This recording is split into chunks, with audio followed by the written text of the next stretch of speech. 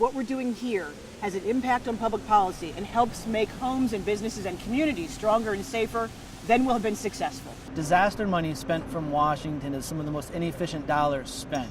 And so what we're trying to do is to create, through the Safe Building Code Incentive Act, incentives for states to create safer building codes that would be statewide and enforceable building codes through a simple mechanism which would incentivize states to build smarter and to build stronger.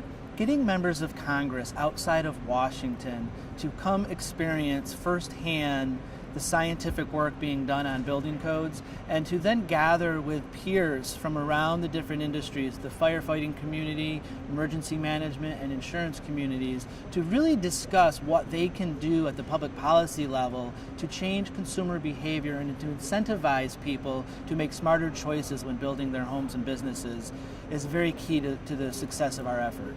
We can break these cycles of destruction. We know what to do. It's simply a matter of having the will to do so.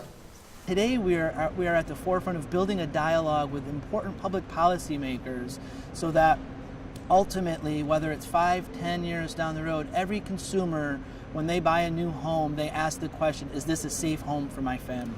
BuildStrong is incredibly excited to be able to sponsor this event at IBHS. IBHS is a facility unlike none other in the world, and without IBHS, the time, the research that they put into this effort, BuildStrong wouldn't exist. And we are excited to bring our whole coalition here today to see science happen right before our eyes, before public policymakers. We picked this spot after a nationwide search for the perfect location for this facility.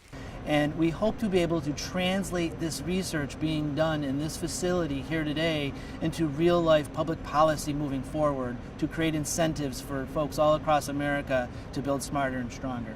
So here's an example of our hailstones that we're going to be testing today. This is one of the hailstones that is required by the standard test method. This is 1 1/4 inches in diameter. And just click on the big button right there.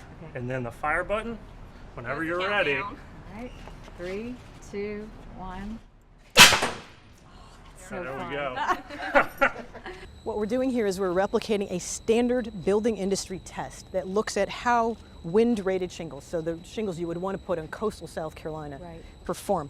Those tests go up to 110 miles an hour for the rating purpose. They can go to 150. We're taking to 180. Wow. Just because we want to see what the margin for error is. So.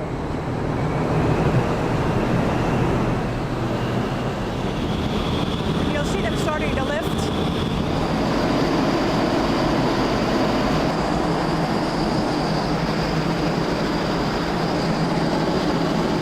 So now we're going to go into building C, and we'll show you our hail lab. We've been going out to the field for the last 2 years, collecting data of real hailstones in the Great Plains, making measurements of them, and actually trying to recreate that recipe back here in the laboratory. The speed that we're looking for this size is about 60 miles an hour. In 3, 2, 1, fire.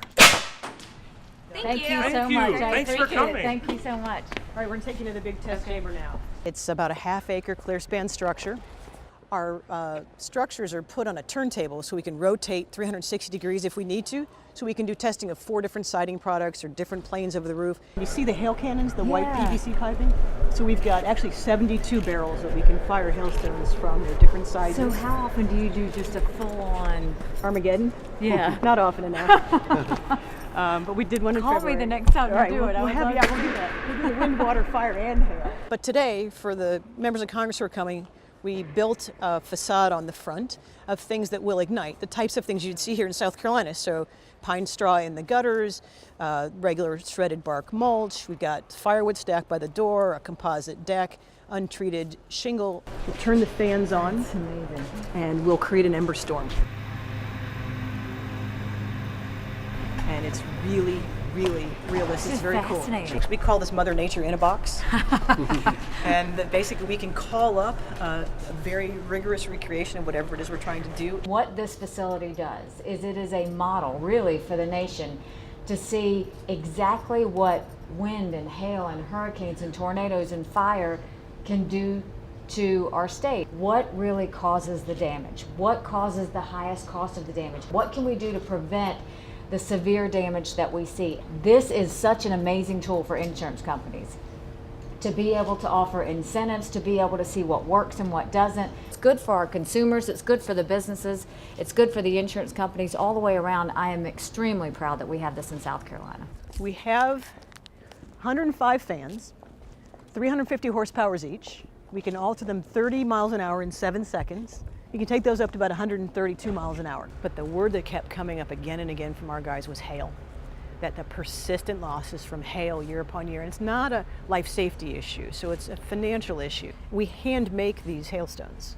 Sure? It takes us about 3 months to make enough to do one full-scale test, but we are about to invent a machine here in South Carolina that is going to make batches of hailstones for us. Most people think it's the wall of flames that's going to destroy a house, but the fire services do a terrific job of containing the perimeters of wildfires. It's the embers that they cannot control because they drift on the wind, and they fly maybe up to a mile, and they land on something that's combustible.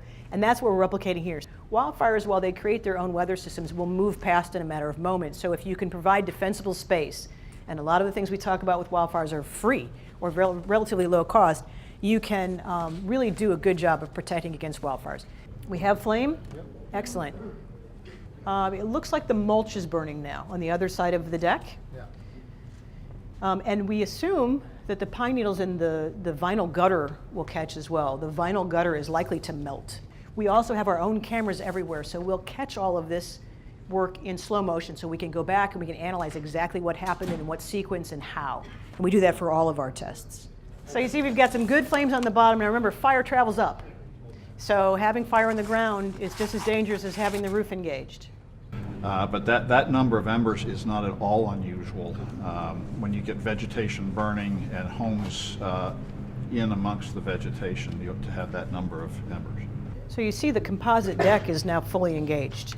So a lot of people think if you don't have a wood deck that you're fine, and it's simply not true. Composite decks are made out of petroleum products that they become a liquid pool fire, just like as if it were you spilled a quart of oil or gasoline on the ground. You have to maintain the structure. You can't allow combustible material to be anywhere within 5 feet. That's our basic zone.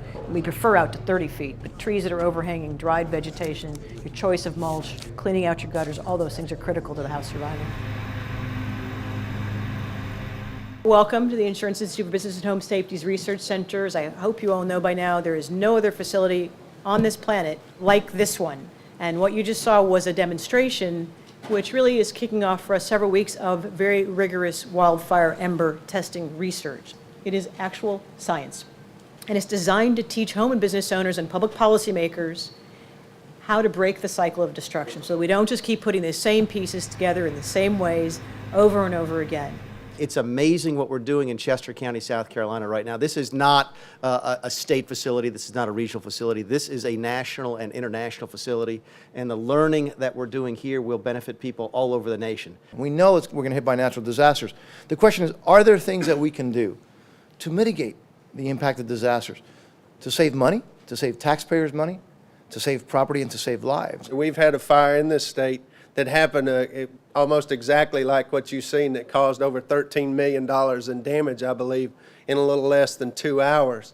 So those things is what we are proud that the Institute is here for us to see, that says, how do we take this science and apply it to the street? And so what we're hoping is, with this kind of convening of this roundtable, is we'll now start to shift the conversation in this country, much like we've done on energy efficiency, and realize it is in our collective best interest and is in our individual best interest to make a difference and change the way we look at the built environment. The work you're doing here is critically important. It's very important that we have an effective warning system, an evacuation plan. But what we learned here today, it is just as important that we have a strong built environment. My hat's off to everyone here. And this has been very educational for us. Thank you.